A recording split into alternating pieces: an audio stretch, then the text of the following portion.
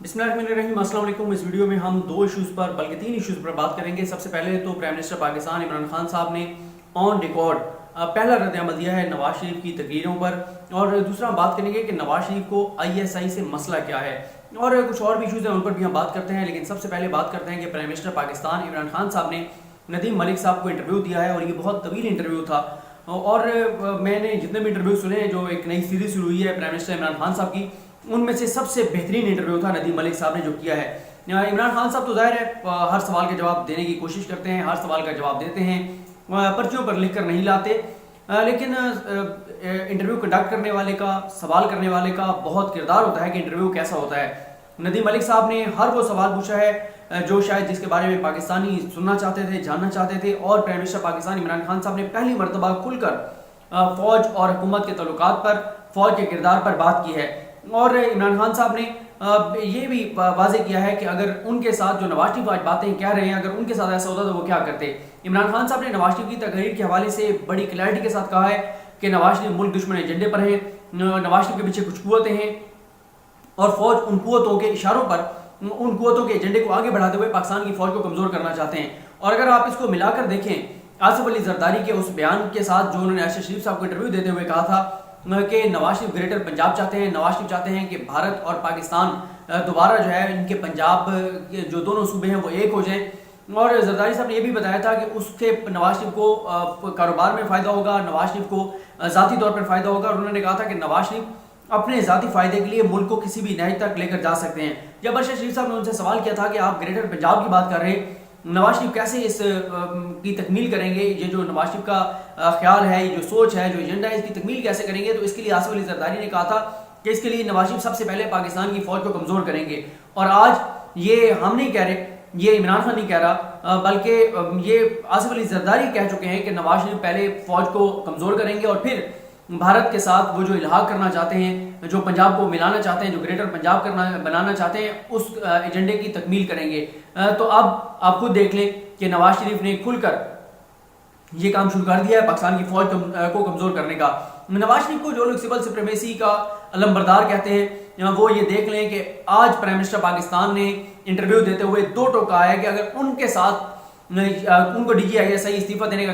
कहते तो as a prime minister Pakistan Imran Khan उनको सैक कर देते। लेकिन नवाज शरीफ कहते हैं कि उनको DGI ने पैगाम भिजवाया था कि वो इस्तीफा देते, लेकिन उसके ऊपर नवाज शरीफ खामोश हो गए थे। साथ ही प्राइम मिनिस्टर पाकिस्तान इमरान खान कहते हैं कि अगर उनकी इजाज़त के बगैर, उनको एतमाद में लिए बगैर आर्मी चीफ कारगिल पे या कहीं पर भी हमले का फैसला करते, हमला कर देते, जंग शुरू कर देते, तो वो आर्मी चीफ को बुलाकर और उनसे इस्तीफा ले लेते। ये वो बातें होती है जो सिविल सुप्रीमेसी की हैं, जो एक प्राइम मिनिस्टर जो कि इलेक्टेड होता है, जो आवाम के वोटों से आया होता है। और उन्होंने कहा मैं 3 सूबों से 5 सीटें जीत कर आया हूँ, मुझे बताएं कभी किसी ने इस तरह से 5 सीटें जीती हों। और यहाँ पर मैं आपको एक चीज़ ये बताता चलूँ कि नवाज शरीफ साहब को ISI से मसला क्या है। नवाज शरीफ को जो पहले ISI जो उनको कहती रही वो तो वो मानते रहे,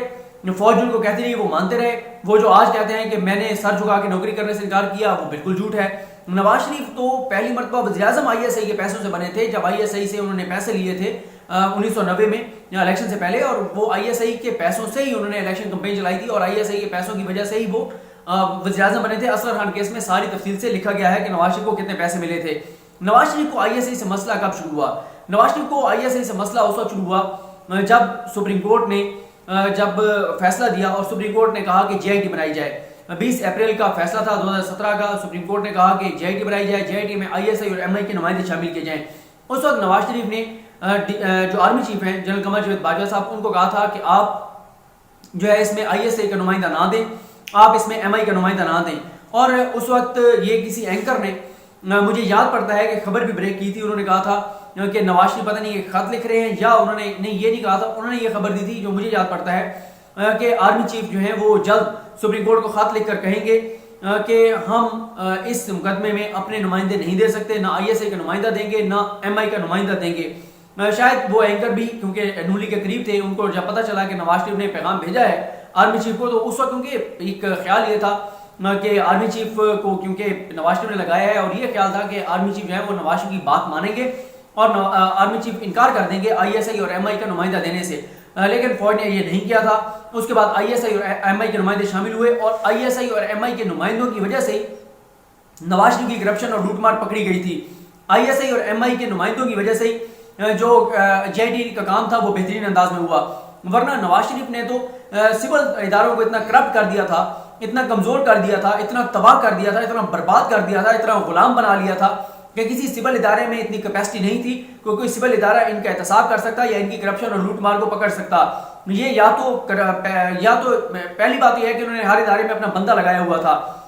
ہر ادارے میں ان کا بندہ بیٹھا ہوا تھا, اور سپریم کورٹ اپنے فیصلے میں لکھ چکی ہے کہ ہر ادارے میں نواز شریف کے حواری بیٹھے ہیں, اور جب نواز شریف کے حواری بیٹھے ہوں تو ایسی صورتحال میں جے آئی ٹی بنانا ہماری مجبوری ہے. پہلی نمبر پہ نواز شریف کے اپنے بندے بیٹھے تھے, دوسرا یہ تھا کہ نواز شریف نے اداروں کو کرپٹ کیا ہوا تھا, تیسرا جو معاملہ تھا وہ یہ تھا کرپٹ کرنے کے علاوہ کہ نواز شریف کو یہ تھا کہ وہ پیسے سے خرید لیں گے, اور پیسے سے خریدنے کے علاوہ جو اس سے اگلا پوائنٹ تھا وہ یہ تھا کہ اگر کوئی پیسے سے نہیں مانے گا تو پھر اس کو تھریٹ کیا جائے گا. پھر آپ کو پتا ہے نہال ہاشمی کے اور وہ سارے معاملات, تو یہ ساری چیزیں تھیں جو کہ نواز شریف کا یہ خیال تھا کہ مختلف طریقوں سے وہ سول اداروں کو مینیج کر لیں گے. لیکن کیونکہ آئی ایس آئی اور ایم آئی کے نمائندے موجود تھے تو اس لیے پھر ان کی کرپشن اور لوٹ مار پکڑی گئی, اور جب ان کی کرپشن اور لوٹ مار پکڑی گئی تو اس وجہ سے پھر یہ پکڑے گئے اور پھر یہ تاحیات نائل ہوئے. تو آج تک نواز شریف اس چیز کو نہیں بھولے کہ آئی ایس آئی کی وجہ سے یہ نائل ہوئے, I S I us team کا حصہ تھی, تو اس لیے یہ سول اداروں کو بھی مینیج نہیں کر سکے. اور یہاں پر میں آپ کو یہ بھی بتا دوں کہ میں نے آپ کو کہا کہ باقی معاملات میں تو یہ آئی ایس آئی کی بات مانتے تھے, فوج کی بات مانتے تھے, لڑائی ضرور کرتے تھے, سازشیں ضرور کرتے تھے. ان کے 2 سے 3 مسائل رہے ہیں, ایک ذاتی کرپشن کیسز, ایک بھارت کے ساتھ یارانے, ایک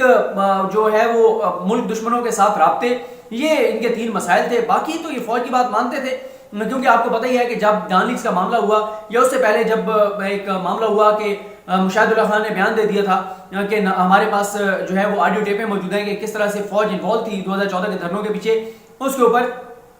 نواز شریف صاحب کو جب فوج نے کہا تو انہوں نے مشاہد اللہ خان سے استعفیٰ لے لیا. اور کبھی آپ پوچھیں ذرا وہ واقعہ کہ مشاہد اللہ خان کس ملک میں تھے, کیسے نواز شریف نے ان سے رابطہ کیا, اور کیسے جو ہے وہ مشاہد اللہ خان ابھی واش روم میں تھے اور باہر سے دروازہ ٹھک ٹھک ٹھک ٹھک جو ہے وہ بجایا جا رہا تھا کہ فوراً باہر ہے, میاں صاحب کا فون ہے, میاں صاحب لائن پر ہیں, میاں صاحب نے ہولڈ کیا ہوا ہے فون, اور میاں صاحب نے کہا کہ فوراً سے پہلے جو پہلی فلائٹ ہے اس میں آپ پہنچیں, اور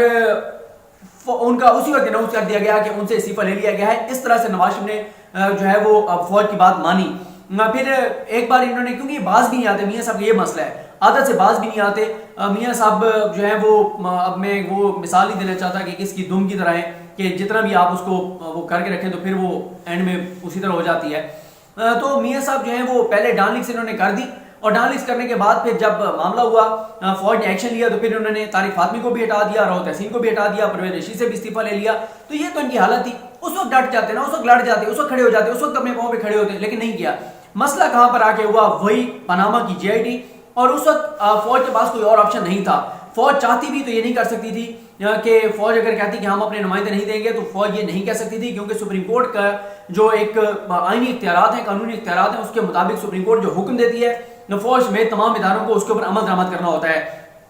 اس کے علاوہ عمران خان صاحب نے بڑا واضح یہ بات کہی, وہ یہ کہتے ہیں کہ جو فوج ہوتی ہے اس کے پاس بندوق ہوتی ہے, لیکن سیاستدان کے پاس اخلاقی طاقت ہوتی ہے, اخلاقی طاقت سے وہ مضبوط ہوتا ہے. اور وہ یہ کہتے ہیں کہ جب کوئی حکمران کرپٹ نہیں ہوتا تو اس کو فوج کا ڈر نہیں ہوتا, اور وہ کہتے ہیں کیونکہ میں کرپشن نہیں کر رہا اس لیے مجھے فوج کا کوئی ڈر نہیں ہے, اور فوج کا میرے سے کوئی اختلاف نہیں ہے, اور فوج کو بھی پتہ ہے کہ میں کیونکہ کرپشن نہیں کر رہا, میں ملک کے ساتھ سنسیئر ہوں, تو فوج کے میرے ساتھ اختلافات نہیں ہیں. وہ واضح طور پہ یہ کہتے ہیں کہ فوج کی ان پٹ لینی پڑتی ہے, کیونکہ پاکستان کی صورتحال اس طرح کی ہے جہاں جہاں پہ سیکورٹی کے معاملات ہوں گے, جہاں جہاں پہ ایسی جگہ ہوگی جہاں پہ فوج کا ان پٹ اس لیے ضروری ہے کہ وہاں پہ سیکورٹی ایشوز ہیں, تو وہاں پہ فوج کا ان پٹ لینا بھی چاہیے. اور وہ کہتے ہیں کہ میں فوج کا ان پٹ لیتا ہوں, اور وہ یہ بھی کہتے ہیں کہ ہر ملک سیکورٹی ایشوز میں اپنی فوج کی جو ہے وہ ان پٹ لیتا ہے. باقی وہ کہتے ہیں کہ فوج کو جو میں کہتا ہوں فوج وہی کرتی ہے. فوج کو چاہے وہ ہم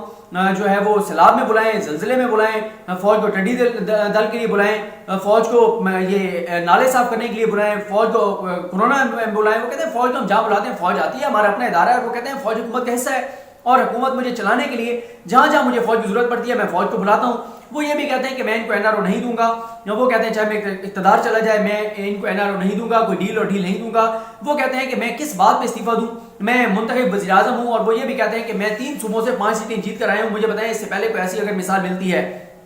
وہ کہتے ہیں عمران خان صاحب کہتے ہیں کہ وہ فوج کو اثاثہ سمجھتے ہیں, بوجھ نہیں سمجھتے. और वो कहते हैं कि नवाज शरीफ को लाहौर हाई कोर्ट ने मदद दी, लाहौर हाई कोर्ट की मदद से वो इंडेमनिटी बॉन्ड की शर्त के बगैर गए। इमरान खान कहते हैं कि नवाज शरीफ के लिए का पैसा ही उनके लिए उनका खुदा है, और इसीलिए मैंने कहा था कि इंडेमनिटी बॉन्ड की शर्त रखी थी कि ये 7 अरब 20 करोड़ रुपए का इंडेमनिटी बॉन्ड देकर दें, लेकिन लाहौर हाई कोर्ट ने नवाज शरीफ की मदद की और नवाज शरीफ लाहौर हाई कोर्ट की मदद से बगैर इंडेमनिटी बॉन्ड दिए बाहर चले गए। और मैं आखिर में ये आपको बता दूं कि इमरान खान साहब तवील इंटरव्यू इसलिए उन्होंने दिया, एक तो ये कुछ अर्सा पहले से उनकी ये पॉलिसी आई है कि वो खुद जो है वो इंटरव्यू दें, उनकी बात की एक अहमियत है, इंपॉर्टेंस है, और उनकी बात लोगों तक जल्दी पहुंचती है। वो लोगों को बताना चाहते हैं कि हालात मुश्किल ज़रूर हैं, लेकिन वो इन तमाम चीज़ों को कंट्रोल करने में और बेहतर करने में अपनी कोशिश कर रहे हैं, और बहुत जल्द बहुत से मसाइल पर काबू पा लेंगे। वो खुद जब आकर कौम को बताते हैं कि क्यों इस वक्त पाकिस्तान को इस सूरत हाल का सामना है, तो शायद वो बेहतर तरीके से पैगाम पहुंचता है। और अक्सर इमरान खान जी अपनी टीम को कहते हैं कि उनकी टीम उस तरह से मीडिया पे जाके और हुकूमत का बयानिया आगे नहीं भेज पाती, बता पाती जिस तरह से उनको बताना चाहिए, इसलिए वो खुद जो है वो आकर तवील इंटरव्यू देते हैं। इमरान खान बड़े क्लियर थे, बॉडी लैंग्वेज उनकी बड़ी वो कॉन्फिडेंट थे, और उन्होंने कहा कि एहतजाज जो है वो अपोजिशन का हक है, लेकिन अगर इन्होंने कोई गैर कानूनी काम किया, इन्होंने अगर कानून को हाथ में लेने की कोशिश की, तो मैं इन सबको जेलों में डाल दूंगा। अपोजिशन के इस्तीफों पर वो कहते हैं कि ये बिल्कुल इस्तीफे दें और हम जो है वो फ्रेश इलेक्शन करवा देंगे। तो इस तरह से प्राइम मिनिस्टर इमरान खान साहब ने तकरीबन तमाम ही मामला पर इस वक्त, चाहे वो नवाज शरीफ की तकरीर हो, अपोजिशन की धमकियाँ हो, APC का आलामिया हो, फौज और हुकूमत के मामला हों, फौज के खिलाफ नवाज शरीफ का बयानी हो, इन तमाम चीज़ों पर प्राइम मिनिस्टर इमरान खान ने खुलकर बात की। और दोबारा ये कहूँगा कि इस बेहतरीन इंटरव्यू का क्रेडिट जो है वो नदीम मलिक साहब को जाता है। उनके सवाल बहुत अच्छे थे, और इसी वजह से बहुत सी चीज़ें नई जो है वो लोगों को सुनने के लिए मिली हैं। मुझे अपनी दुआ में याद रखें। अलकरीम हम सबका हामी नासरो। अल्लाह हाफिज़।